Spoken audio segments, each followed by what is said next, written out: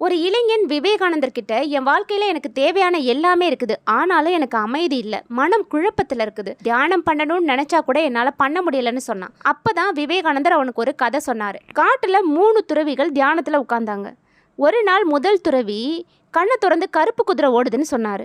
அடுத்த நாள் 2வது துறவி ஓடுனது வெள்ளை குதிரையா தான் இருக்கும்னு சொன்னாரு. இன்னொரு நாள் 3வது துறவி, நீங்க இப்படியே பேசிக்கிட்டே இருந்தா நான் எப்படி தியானம் பண்றதுன்னு கேட்டாரு.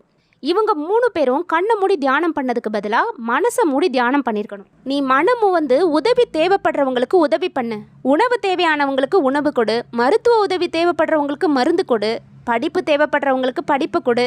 இப்படி நீ செஞ்சா இதுவும் ஒரு வகையான தியானம் தான். அப்போ உன் மனம் அடையிற அமைதி ரொம்ப பெருசா இருக்கும்.